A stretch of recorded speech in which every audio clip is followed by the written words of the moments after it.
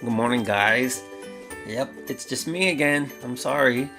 Mrs. Schmidt, we figured out her gallbladder is bothering her, so we gave her some medicine and a heating pad, and hopefully she'll be feeling better by tomorrow. She said the heating pad was helping a little bit, so I'm doing the videos again today by myself. I'm sorry. So, May 20th reading, we have to read for 20 minutes. We have to, okay, so I know she always says read for, well, let's fix this. I just noticed my video is out of center. Okay, there we go. So read for 30 minutes instead of 20 minutes, right? So let's cross that out. Oh, let's switch to a marker. Okay, 30 minutes. Use a book of your own or an article from the end of this packet. Okay, she says that should be easy, cheesy, lemon squeezy. The Great Migration and the Growth of Cities. Okay, you're going to read that. Let me move the mouse here. Pages 15 to 16. Continue reading aloud the selection together. Point out the terms emigrants with an E and emigrating with an E in paragraph 10. Now I noticed in paragraph 10, this actually has a possessive apostrophe after it. Okay, ask your child to find clues to what these words mean.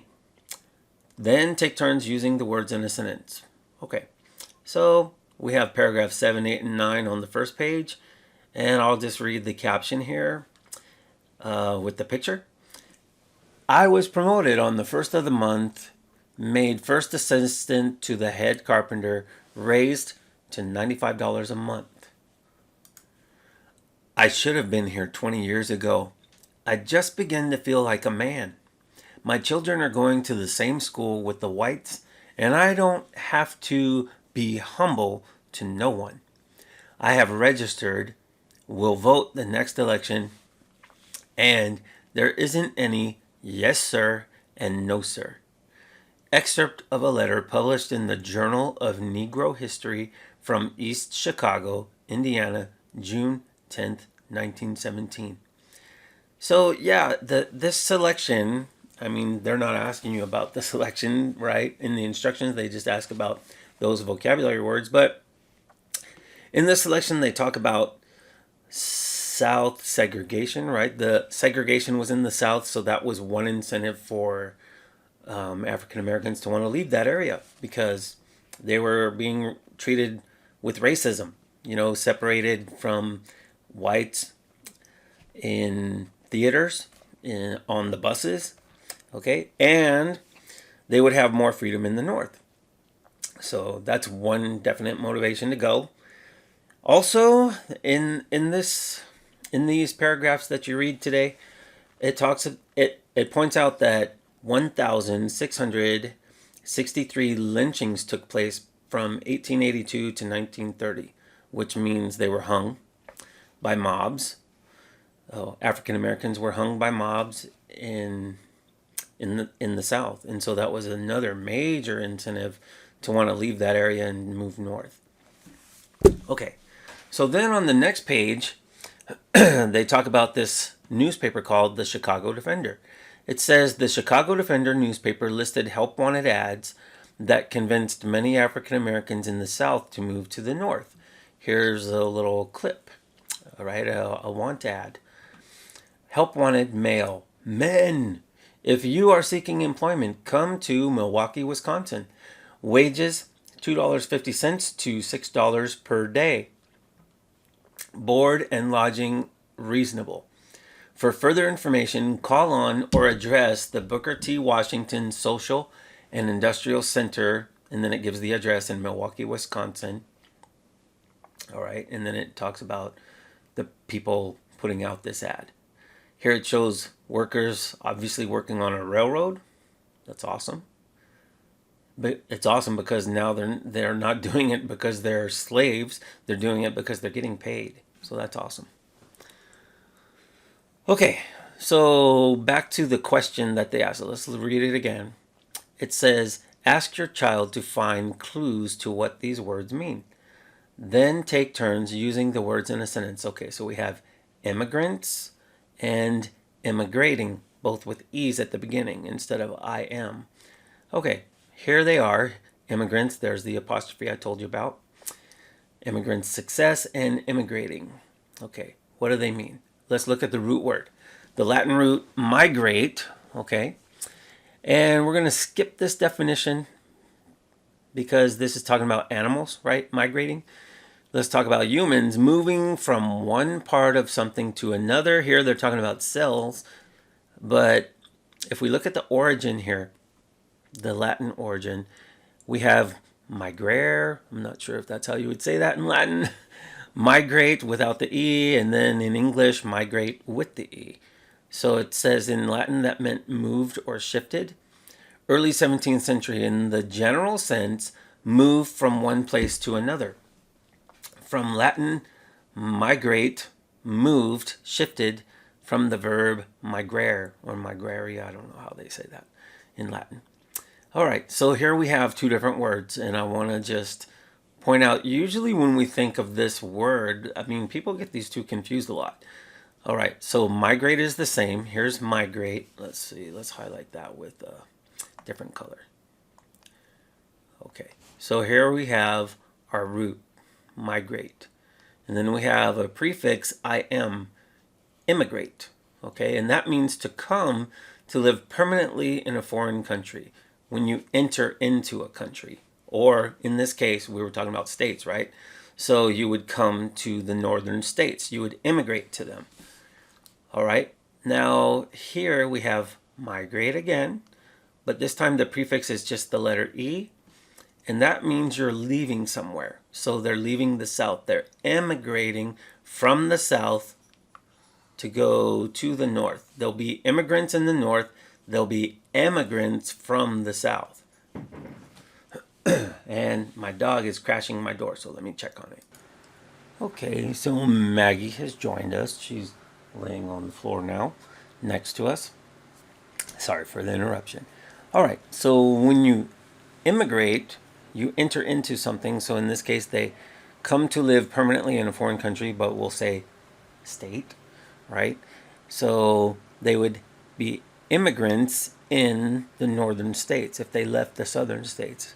However, from the southern states, they would emigrate from there, right? They would leave the state, leave one's own country or state in order to settle permanently in another. So in this case, they were moving from the south to the north. So in the north, they were immigrants.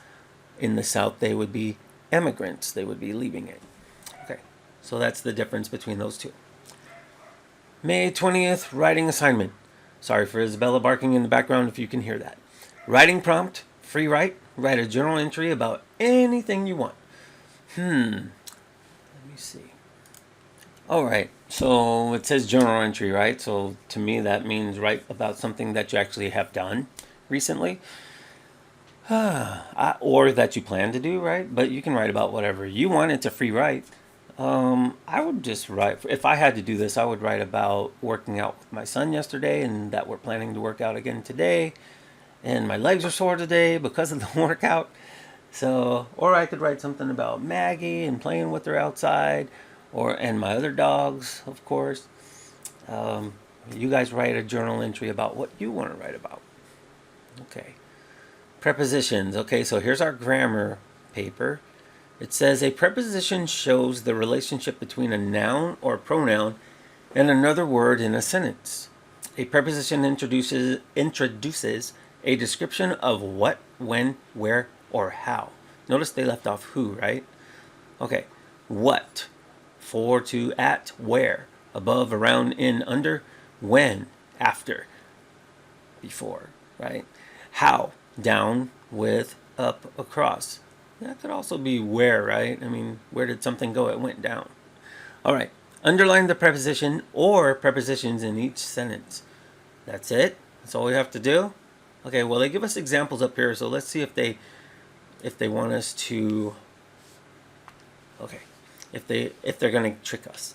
So I know that after is right there, right? So we know after is a preposition, and that's telling us when something happens. After lunch, we took our dogs for a walk. Oh, for, right? What? We took them for a walk. took them for what? For a walk. All right. Because it says it can be a preposition or prepositions, right? Okay, number 2. They ran down the street, okay, and around the corner. All right? Because those both tell you where they went. They went down the street and around the corner, and I know they say how. Okay, how did they go? They went down. But to me, that's where they went. Okay, number 3, they stopped beside. That's telling you where something is, right? A lamppost to wait for us to catch up. Beside a lamppost to wait for us to catch up. Well, they're saying what to wait. What? It's telling us what and why they're waiting. Okay. For us to catch up. We walked toward them and they looked at us hopefully. Okay. So I see the word at right there. We walked toward them. That's a direction of, so that's telling you where or how, right? Toward them. And they looked at us hopefully. Where did they look? They looked at us. What did they look at? They looked at us. Okay, number 5. We found some treats in our pockets. Where did you find them? You found them in our pockets. We found some treats in our pockets. And they jumped. Here we go. How did they jump? They jumped with joy. Complete each sentence with a preposition that describes the relationship named in parentheses. Number 6, Jen carried the trunk blank the stairs to the basement, and they want to know where. Okay, well, where would you say? They're going to a basement, right? So I'm assuming that would be the lowest level, so we would have to say down. And that's why I was saying down can also tell you where, not just how. Up here in the example, they said down tells you how. But I'm thinking that it's also telling you where something happens or where something goes. Oh, that reminds me. When I was a kid, my teacher, one of the teachers, I don't remember which one, said that prepositions can tell you any place a mouse can go. Can a mouse go down? Yeah. So that's one of the ways you can know if something's a preposition. I don't know if they still use that example today, but my teacher did. Do you want to go to the post office? Blank, lunch, or after lunch? And we need to use a preposition that tells when. Well, what would be the opposite of after? Let's use before. Before lunch or after lunch. Number 8, Mom squeezed into a parking space, blank, a van, and a truck. So there's 2 objects there, right? There's a van and there's a truck. We want to know where Mom was when she parked next to a van and next to a truck. Well, we couldn't say next to a van and a truck. I think it'd be better if we said between. I guess we could say next if one of them was in front of her and one of them was beside her. But I'll just say between. Just tell where she parked. I walked blank my neighborhood, and we need to use a preposition that tells where. I walked, I'll just say around. I could say through, right? I'll just say around. I walked around my neighborhood.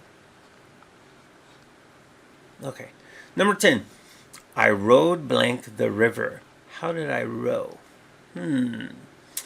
What would we want to say? We could say down the river, right? We could say across the river. I'll say across.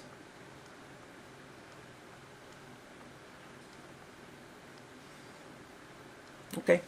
And since that's the grammar page, that means that's the end of ELA today. For the few of you who are watching this, thank you. And I'll see you in a little bit and we'll do math. All right? And again, I apologize that Mrs. Schmidt is not here today. She's home, but she's just not feeling well. Wish her luck. Thank you.